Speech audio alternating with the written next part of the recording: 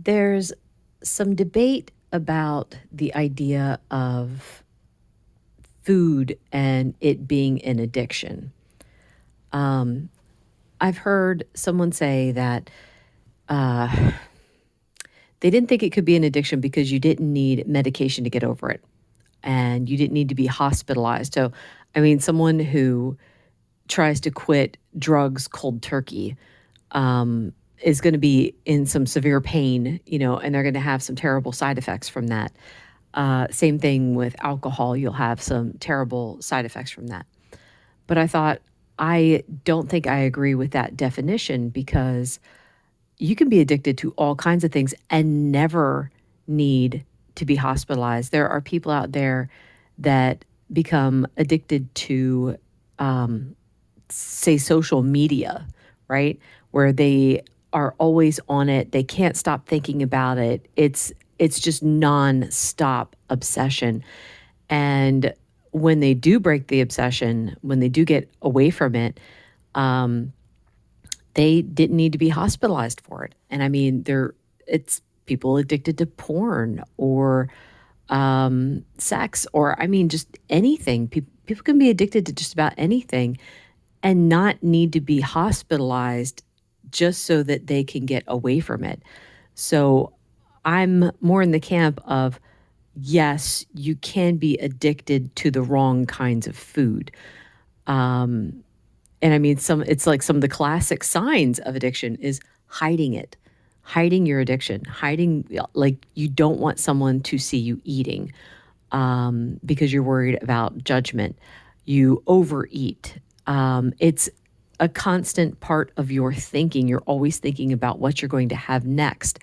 So, I mean, if you look up some of the signs of, these other addictions and stuff like that, that someone who's addicted to food will do the same kind of thing. So, I don't know.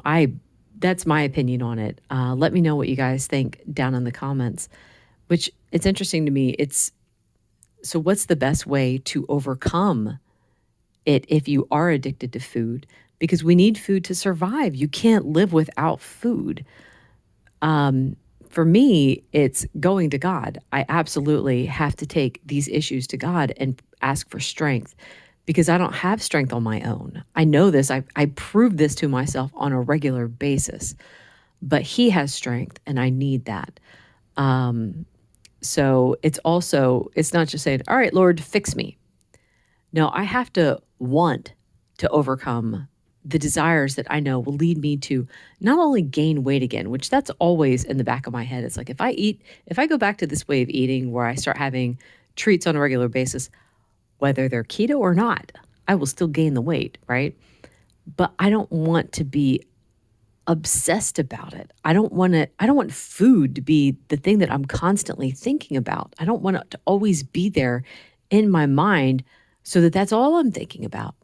So I need to want to get away from that. That's one of the first steps to breaking an addiction is wanting to be done with it. And then next is trying to take the steps that are needed to get away from it. Don't put yourself in that situation. Clear the house out of the temptation, which absolutely follows, when Jesus says, if your right eye causes you to sin, pluck it out. So if constantly seeing these foods and stuff is causing you to think about them, get rid of them. Or if it belongs to someone else, like in my house, I can't just get rid of the foods that I can't eat. I will instead put them somewhere else where I can't see them. And I'll let the person know. It's like I moved that because if I keep seeing it, I'm going to be tempted. I have a container of nuts upstairs and I bought it. Bird just crashed into our front window, scared me half to death. Anyway, I bought this container of nuts because at first I'm like, oh yeah, it's just in case I need it for an emergency because, oh my word, we've been in the emergency room 3 times just this year between my mom and my youngest daughter. And while I was there, I did need something because we were there for so long and I was so hungry. I could fast, but the hunger is such a distraction for me. So having the nuts helped. But I bought this massive container of nuts and I'm like, oh, yeah, emergency situation. Well, it's not an emergency if I'm just walking past it and I want to have a handful, which I haven't been doing. But dang it, every time I see the container, I want to have some. So it's like, well, I'm trying to build up the resistance of walking past it and not having anything. But eventually I'm like, you know what? I'm tired of using up all of my energy putting that thought down. Let me just get it out of view and then I don't have to think about it. I can use that energy for fighting something else. So, anyway, I think that's about all I had to say. Let me know how you guys do with this. I mean, do you think it's an addiction? And if you do, what are some of the ways that you have learned how to get around it? Like how to give up certain foods that are causing problems?